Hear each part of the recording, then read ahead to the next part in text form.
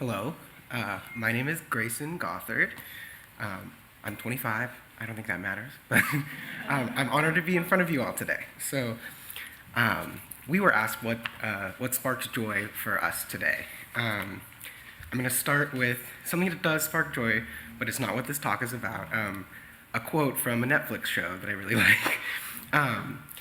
It starts, when a person has extreme social anxiety, they struggle to communicate with others. Bear in mind, they only struggle to form connections. It doesn't mean they don't want to.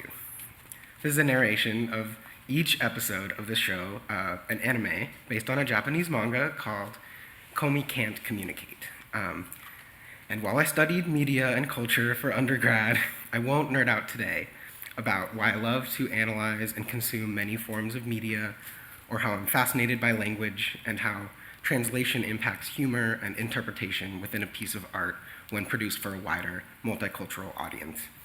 Those things bring me joy, but the true joy is that reflection itself, and the thought that other people may ask similar questions. I will say that Komi Can't Communicate is a very funny, very self-aware anime and a thoughtful exploration of teenage social anxiety that not only made me feel seen, but brought joy to my heart that so many modern media projects try to address the multifaceted and diverse nature of human existence. I think kids from all walks of life today can feel more seen, heard, and valued by the complex, diverse stories that are trying to be told to them now. And that brings me immense joy.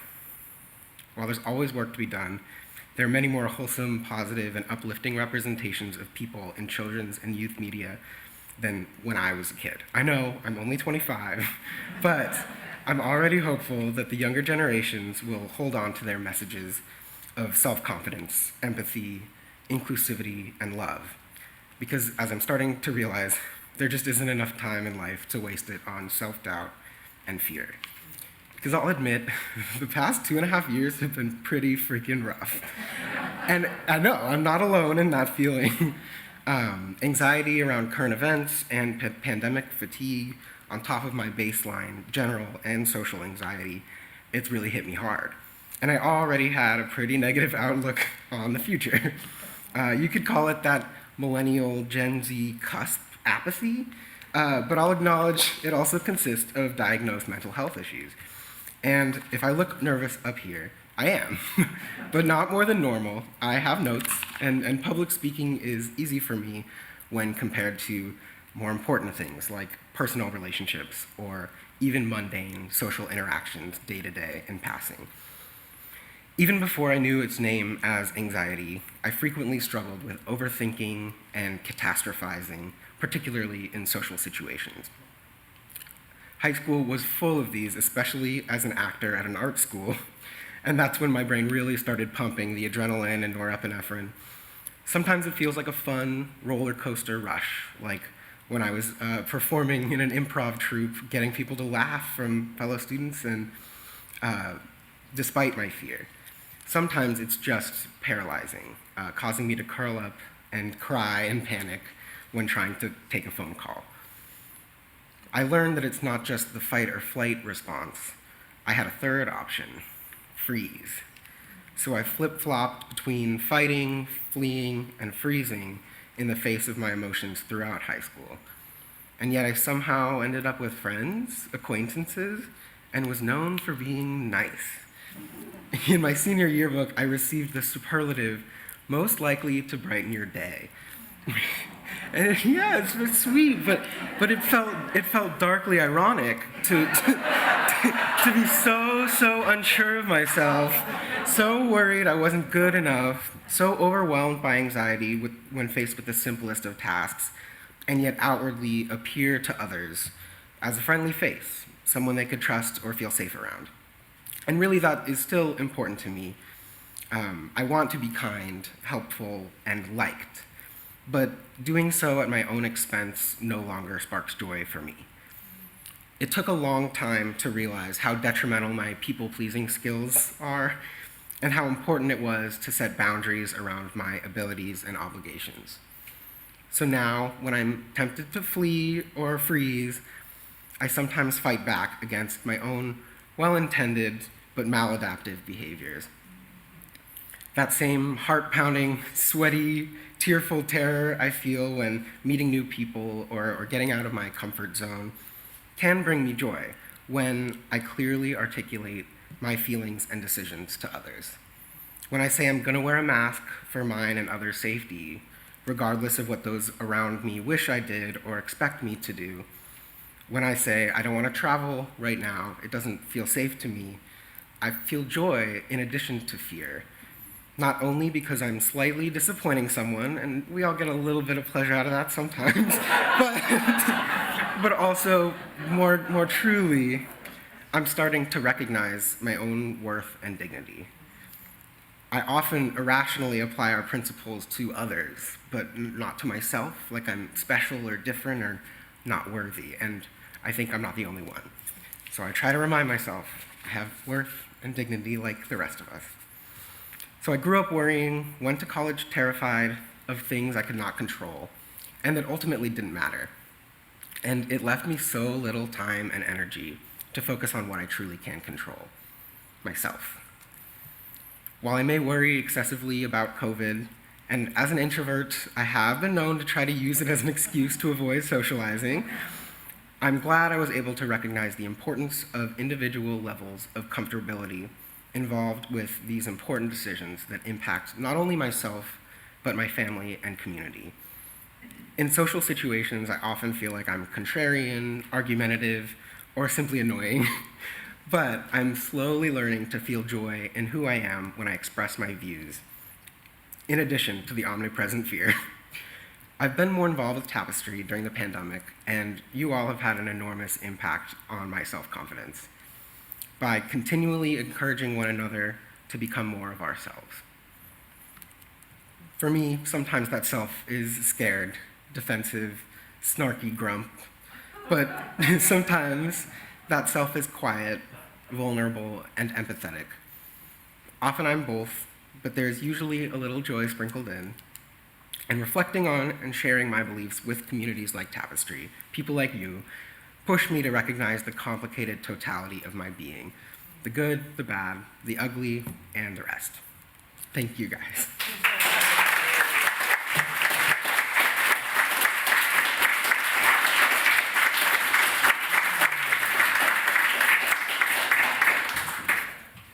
Let me start by saying thank you, Grayson, for sharing. That was awesome, and think that some of what I'm going to talk about, there might be some echoes of what you talked about self-care and knowing yourself, and as well as the supportive community that we are so lucky to be part of. So again, I'm Paul Bonfanti. I'm here to talk a little bit about what sparks joy for me. For those of you who don't know me, a little bit of context, I've been married for 16 wonderful years to Nikki Contractor, who's on the worship committee, and that'll be important in just a few minutes. We have 12-year-old twin daughters, Nadia and Sophia, who share our silly sense of humor, and that will also be important. For those of you who do know me, yeah, I'm going to talk about my family again. Like most families, we have traditions, including Friday is typically movie night. We pick a movie to watch at home, I go out and get some pizzas, and then we sit, watch a movie, have a fun, nice, relaxing time, nice way to end the week. You might think that this ritual is what sparks joy, but that's not what I'm going to talk about today. Instead, I'm going to read a text exchange that happened between Sophia and I one Friday night a couple months ago when Blaze Pizza was a little backed up and I was taking my time to get home. Sophia, hi, where are you? I hungry. Me, I eat your FUD. Sophia, Daddy, you evil. Me, too late, your FUD is 8. Sophia, angry emoji.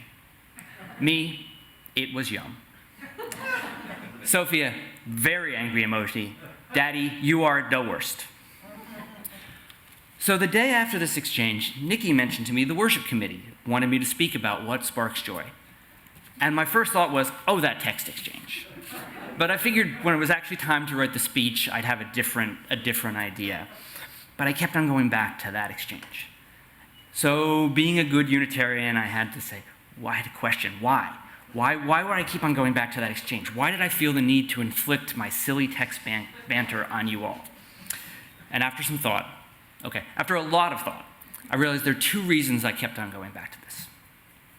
So the first reason, like many of you, and like our Unitarian principles call and challenge us to do, I get a lot of joy out of caring for others. Every Sunday we say in our covenant that service is our law, which reminds us it's our responsibility and hopefully our pleasure to do so. So that Friday when I was out getting that pizzas, I was taking care of my family, and I was getting joy in that.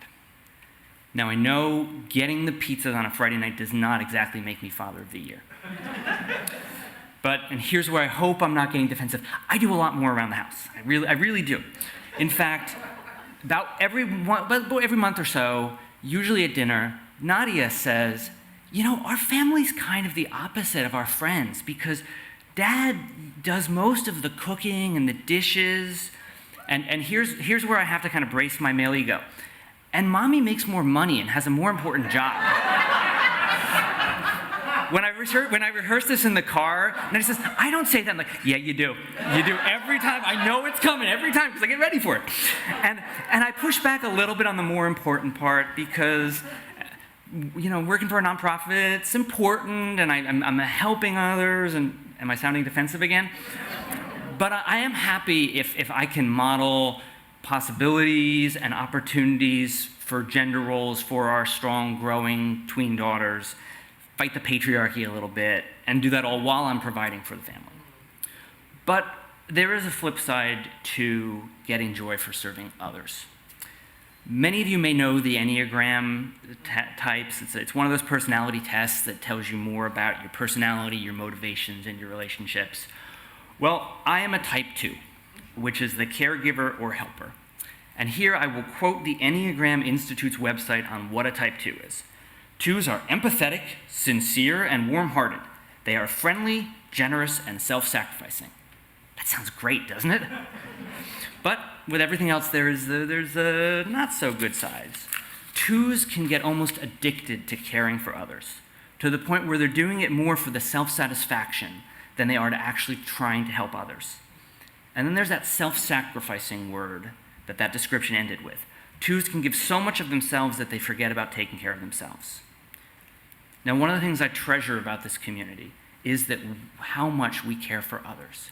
Family, friends, fellow Tapestrians, neighbors, even strangers. And hopefully we all know that you should take care of others, but you have to take care of yourself. In June, I had COVID, and I did not enjoy any of it. The isolation, the boredom, the night sweats, pretty bad. But maybe the hardest part for me was not being able to take care of my family for 2 weeks. The day I finally got that negative test and could come out of our spare bedroom and hug my wife and our kids, it was amazing. That day was also the most fun I ever had emptying the dishwasher in my life. Because I had felt really bad that I hadn't been able to do that I hadn't been able to take care of the family, about the burden that I was putting on them from not being there. And in retrospect, that may not have been the most helpful thing for my own recovery process. So there's the one cautionary note for caregivers out there, and maybe for myself. Self-care is so important. And it's getting to be a cliche, but there's a reason why in the plane safety briefings they tell you to put your own oxygen mask on first. Okay, let's get back to that silly text exchange. And I said there were 2 reasons that sparked joy. Here's the other one. It was fun.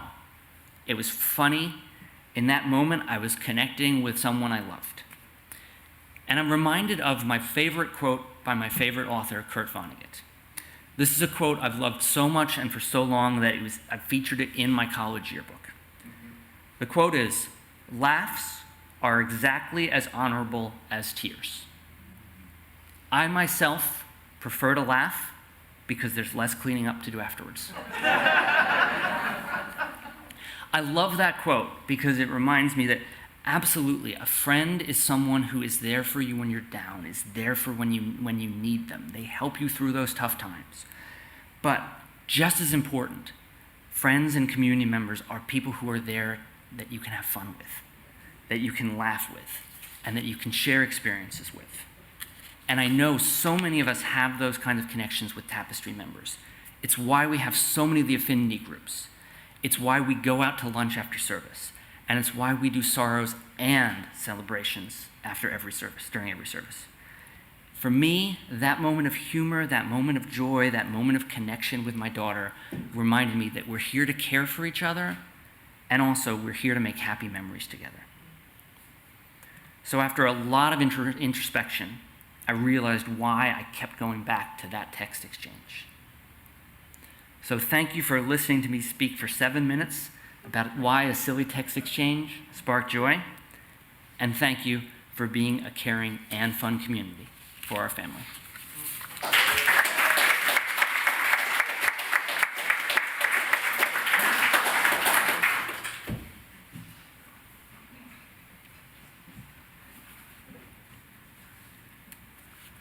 Good morning. I'm Mickey Jackson, and I'm very happy to be talking about this topic. It seems like every time you turn on the television or read a newspaper, you're reading about disasters. And it's good to remind ourselves that we do have joy. We can choose joy in our lives. And I'm constantly amazed at how happy and sweet, how downright joyful my life is at this stage. And it's a good thing because there's not much of it left. One of my big joys in the past was teaching poetry, and I still automatically turn to poetry when I'm thinking about a subject. A couple of poems come to mind, and one of them is Alfred Lloyd Tennyson's Ulysses. The speaker of the poem is Ulysses himself, and he's led a life of very exciting adventures all over the world. And he's been retired. He's been trying to retire for a few years, and he's very bored. And he says, how dull it is to pause, to rest unburnished, not to shine in use. And he's decided that he's going to unretire and set out for another adventurous journey. And he rather condescendingly leaves the reins of his city of Ithaca to his son Telemachus, saying, he has his work, I mine. And he wants to drink life to the lees, to suck up the last drops of joy and adventure in his life while he still has the energy. And I think somehow, in spite of being 85 years old, I've been very surprised to find that life is still very sweet, and I have many joys, almost daily joys. And one of my big joys is friendships, and in my older years, it seems like I've become very much of an extrovert, and I need people. I relate to them daily, and I happen to live in a retirement community, which helps that because I can always walk downstairs and relate to somebody in the hall or have a laugh with somebody. And I've made many new friends at Regents Point, where I live, and I belong to a very challenging group of bright women, sassy women. They're in their 70s to the late 90s. And it's a constant joy to share my life with them, but to often work together on projects that enhance the life of our community. And of course, the warmth of the friendships here at Tapestry is an incredible joy. To quote another poem, this one by Walt Whitman, to pass among them or touch anyone or rest my hand ever so lightly around his or her neck for a moment, and also to sit between them and listen to a good sermon, to sing with them, to laugh with them, sometimes to cry with them is enough. It's a joy. It's a joy to have long friendships. I have one that's 50 years with a Unitarian I met at Orange Coast when we were on a search committee together, and she lives in Oregon, and we still have probably weekly, hour-long conversations. And another one that goes back to college days when this woman and I were dating our boyfriends who became husbands, and they were fraternity brothers and roommates. And sometimes joy is just a fleeting moment, like when a hummingbird comes to the red glass feeder on the balcony of my apartment, or I see some pretty flowers when I'm walking around Regents Point. And I feel joyful satisfaction when I finish working out and feel kind of good. And sometimes I just get I get a sense of the absurd, and I not only laugh at something, but I giggle at it and can't stop, and that is very, very joyful. It's hilarious. And it also comes to me in the experience of romantic friendship. And as some of you know, I have known good men in my life, and they're gone now. And I was in desperate grieving and sorrow for a while. And yet I somehow came through that. And so one by one, as I lost them, and I thought, I'm never going to find love again. It's not going to be part of my life again, but I have.